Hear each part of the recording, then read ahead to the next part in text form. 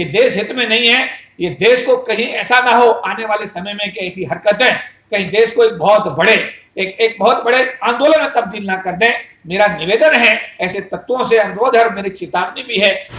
मैं बताना चाहता हूं भारतवासियों को कि बाबा साहब अंबेडकर ने भारत के एक एक नागरिक के लिए जो कार्य किया है,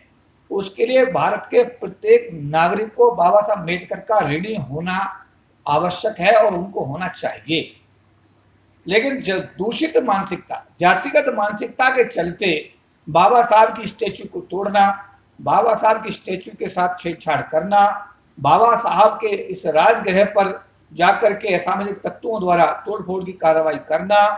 बाबा साहब के बारे में अपशब्द बोलना, ये भारत के जातिगत मानसिकता रखने वाले लोगों के जो मन में एक द्वेष है बाबा साहब अम्बेडकर के प्रति, ये उसको स्पष्ट भी करता है, ये उसको सिद्ध भी करता है।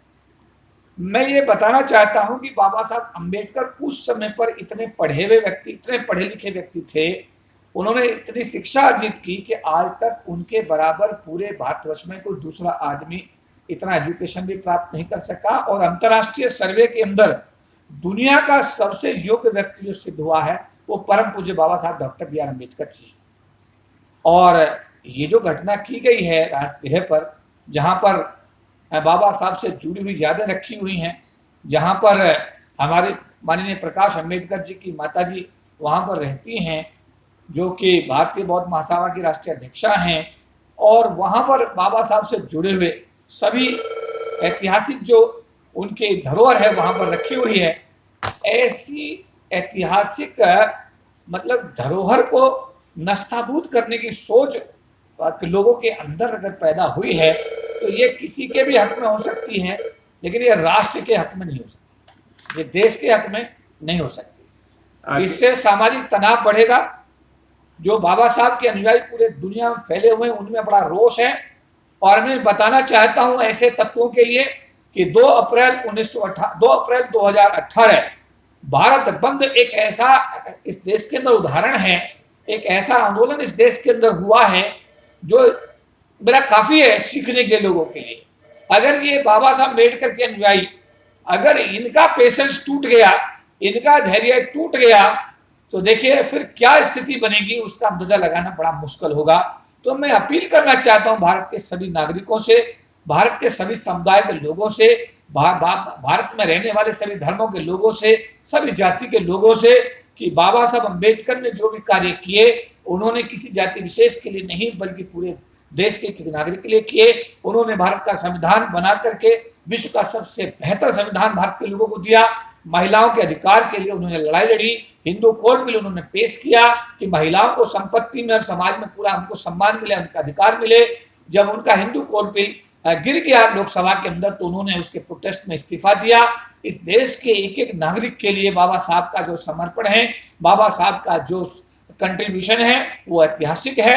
हम अपील करेंगे भारत के ऐसे तत्वों से, ऐसी मानसिकता, तुच्छ मानसिकता के लोगों से कि आप लोग अपनी मानसिकता में बदलाव कीजिए। बाबा साहब अम्बेडकर के प्रति पूरा विश्व आज उनकी सराहना कर रहा है, पूरा विश्व उनको सल्यूट करता है। मैं पूरे विश्व में जहां भी गया हूं, जिस विश्वविद्यालय में जाने का मौका मिला, चाहे कोलंबिया विश्वविद्यालय रहा हो, चाहे वैंकूवर स्थित विश्वविद्यालय रहे हो, पूरे में दुनिया में जो भी यूनिवर्सिटीज हैं वहां बाबा साहब का स्टेच्यू लगाया गया है और उसके नीचे सिंबल ऑफ नॉलेज लिखा गया है। इसका मतलब पूरा विश्व बाबा साहब को आज सल्यूट करता है। तो भारत के जातिगत मानसिकता रखने वाले लोगों, मैं आपसे ये कहना चाहता हूं कि इस देश के विकास में जो योगदान बाबा साहब अम्बेडकर का है उसका आज पूरा विश्व लोहा मानता है। पूरे विश्व के लिए बाबा साहब अम्बेडकर का जो योगदान है पूरा विश्व को सल्यूट करता है। और बाबा साहब के अनुयायियों के बारे में भी ये बताना चाहता हूं कि ये बाबा साहब के संविधान से बंधे हुए लोग हैं, ये बाबा साहब को मानने वाले लोग हैं, ये शांति प्रिय समाज है,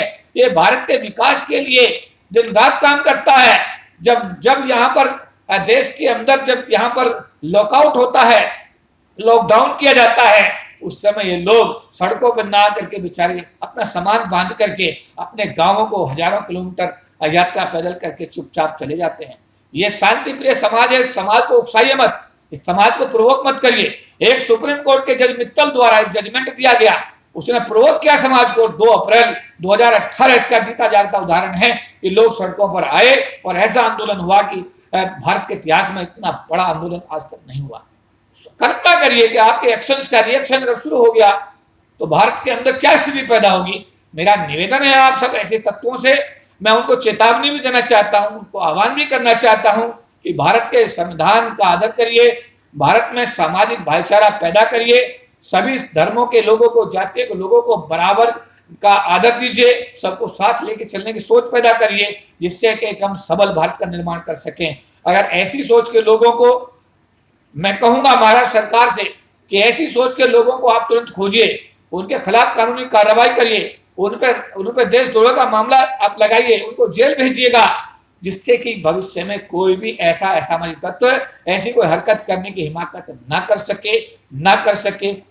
सके और भारत के सामाजिक सौहार्द को बिगाड़ने की जो लोग कोशिश कर रहे हैं, मैं भारत की सरकार से भी निवेदन करूंगा कि अगर भारत का सौहार्द बिगड़ जाएगा तो भारत का विकास कैसे होगा। तो ऐसे तत्वों के खिलाफ कड़ी से कड़ी कार्रवाई भारत की सरकार को, भारत सरकार को, बंबई पुलिस को तुरंत से तुरंत करनी चाहिए, उन लोगों को पकड़ना चाहिए, उनको तुरंत जेल में भेजना चाहिए, उनके खिलाफ कार्रवाई करनी चाहिए और एक संदेश देना चाहिए जिससे कि बाबा साहब अम्बेडकर के अनुयायी जो पूरे विश्व में फैले हुए हैं, उनकी भावना जो आहत हुई हैं, उनकी भावनाओं पर आप मरहम लगाने का काम सरकार को तुरंत करना चाहिए और ऐसी चीजों की पुनरावृत्ति भविष्य में ना हो, सरकार को इस बात की गारंटी लेनी चाहिए। चौधरी साहब, जैसा आपने बताया कि 2 अप्रैल का आपने उदाहरण दिया, संविधानिक लोगों का बताया कि बाबा साहब के जो चाहने वाले लोग हैं वह संविधान में रहकर सभी कार्य करते हैं। अगर इस तरीके की वारदात लगातार वैसे होती आ रही है, लेकिन अगर फिर दोबारा होती है, क्योंकि ये पूरे देश के लोग इस वक्त बहुत सेंसिटिव हो गए हैं और बहुत ज्यादा असमंजस में हैं कि उनके रहनुमा, उनके पद चिन्हों पे चलाने वाले बाबा साहब डॉक्टर BR अम्बेडकर के घर को तोड़ा जाता है। इस तरह की वारदात अगर दोबारा होती है तो क्या हो सकता है आने वाले टाइम के अंदर, वह बताएं। देखिए, मैंने इशारा किया है कि एक सुप्रीम कोर्ट के जज मित्तल साहब के एक जजमेंट से भारतवर्ष में कितना बड़ा आंदोलन खड़ा हो गया। अगर इन असामाजिक तत्वों ने जो ये हरकत की है, अगर कल्पना करिए कि इससे इस देश के अंदर एक आंदोलन अगर खड़ा होता है तो मुझे लगता है कि ये भारत की जो सरकार है उसको इसको संज्ञान लेने की आवश्यकता है, भारत सरकार को संज्ञान लेने की आवश्यकता है। देश में अमन चैन कायम करने के लिए ये ऐसे असामाजिक तत्वों को सही संदेश देने की आवश्यकता है। बाबा साहब अम्बेडकर के अनुयायी सड़कों पर ना आए, इसके लिए आवश्यक है कि इन ऐसे तत्वों के खिलाफ त्वरित कार्रवाई हो, इनको तुरंत जेल में डाला जाए, एक संदेश दिया जाए और भविष्य में सरकार, चाहे केंद्र की सरकार हो, चाहे महाराष्ट्र की सरकार हो या किसी भी राज्य की सरकार हो, जहां पर ऐसे तत्व कभी भी सक्रिय होकर कैसी हरकत करते हैं, ऐसा संदेश जाना चाहिए कि भविष्य में पूरे भारतवर्ष में बाबा साहब डॉक्टर भीमराव अम्बेडकर, जो आज पूरे विश्व के लिए एक बहुत बड़ा सम्मानीय नाम है, पूरे विश्व में उनका सम्मान किया जाता है। अगर कुछ कुंठित मानसिकता के लोग अपनी जातिगत दुर्भावना में ऐसी हरकत करते हैं तो ऐसे लोगों को ऐसा करने की इजाजत सरकार को किसी भी कीमत पर नहीं देनी चाहिए और एक ऐसी कठोर कार्रवाई करके एक संदेश देना चाहिए जिससे कि भविष्य में कोई ऐसी हरकत करना तो दूर सोच भी ना सके। चौधरी साहब, जैसा आपने बताया कि आज पूरे देश के अंदर ये बात बड़ी तेजी से वायरल हो गई कुछ ही मिनटों और घंटों के अंदर, लेकिन इसके ऊपर एक भी बड़े स्ट्रीम मीडिया ने अपनी एक लाइन नहीं दिखाई। क्या ये छोटी वारदात थी या बड़ी वारदात थी, वह भी बताएं, और बड़ी स्ट्रीम मीडिया ने इसको क्यों नहीं दिखाया, वह बताएं।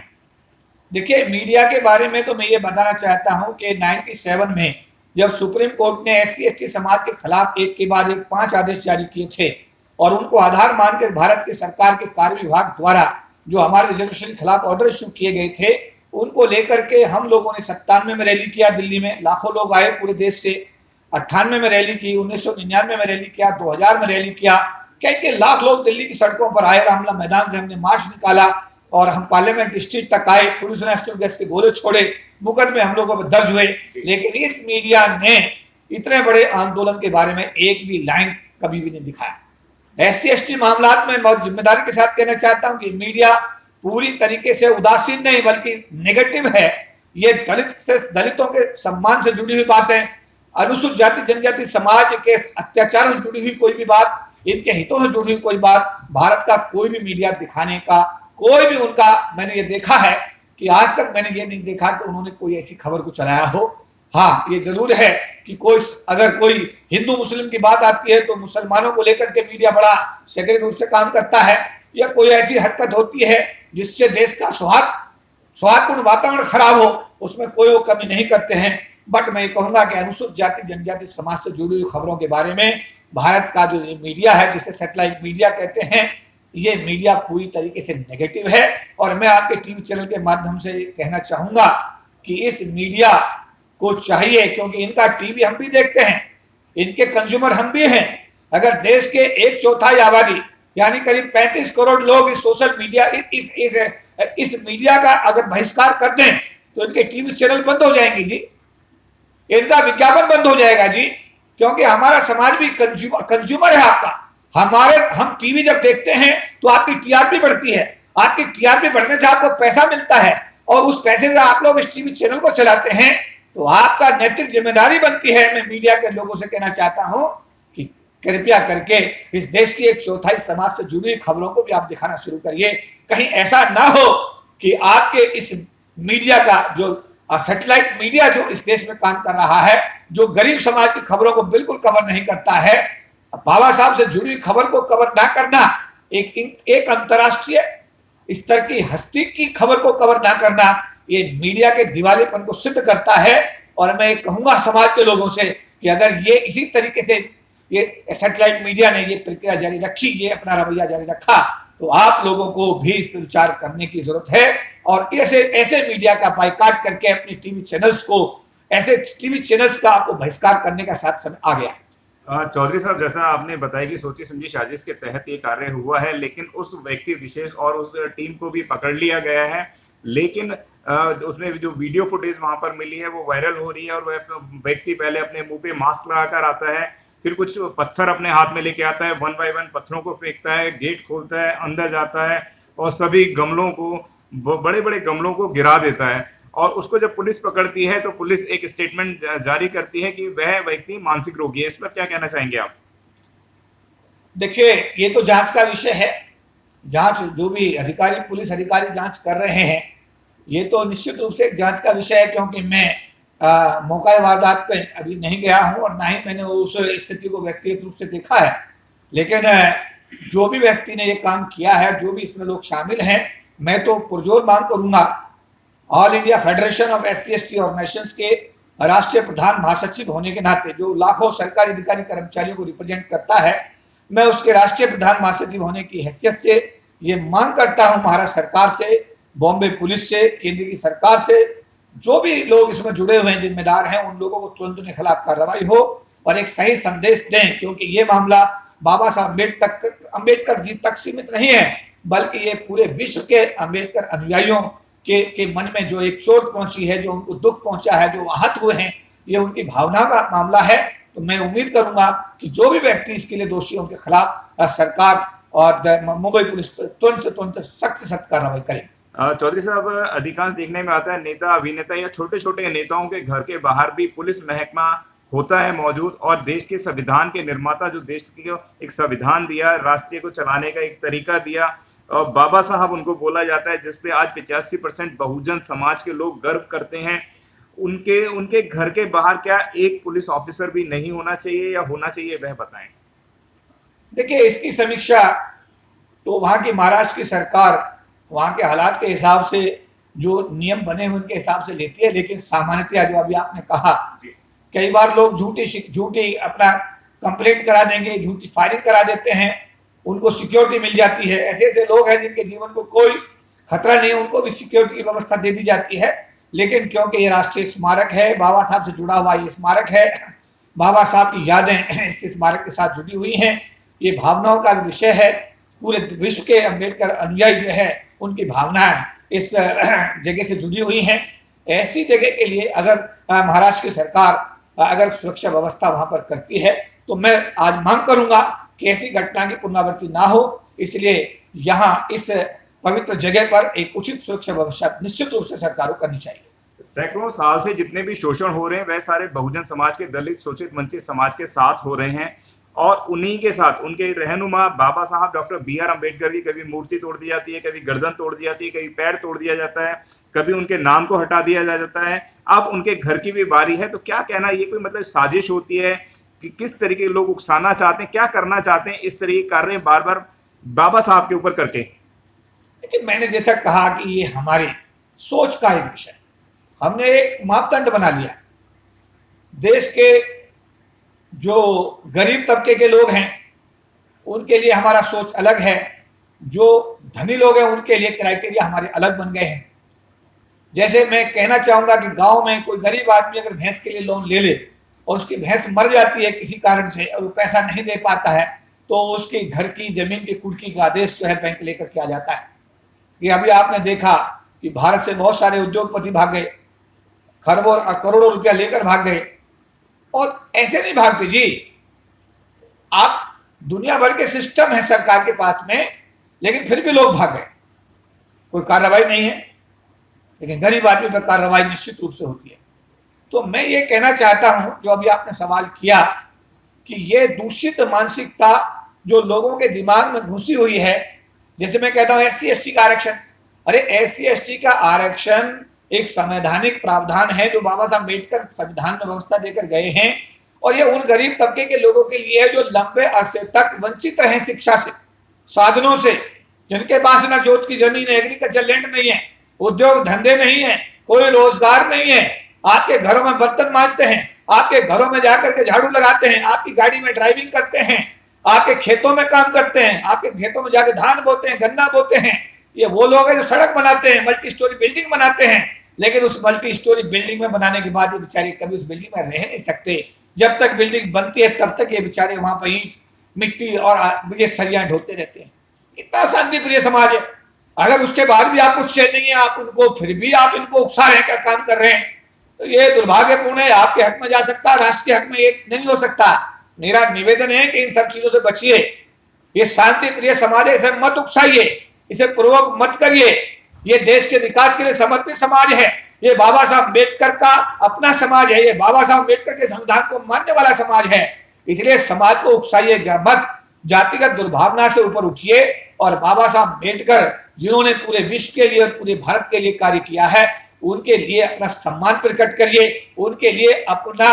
उद्गार व्यक्त करिए, उनका धन्यवाद करिए कि उन्होंने भारत का नहीं बल्कि विश्व का सबसे बढ़िया संविधान बना करके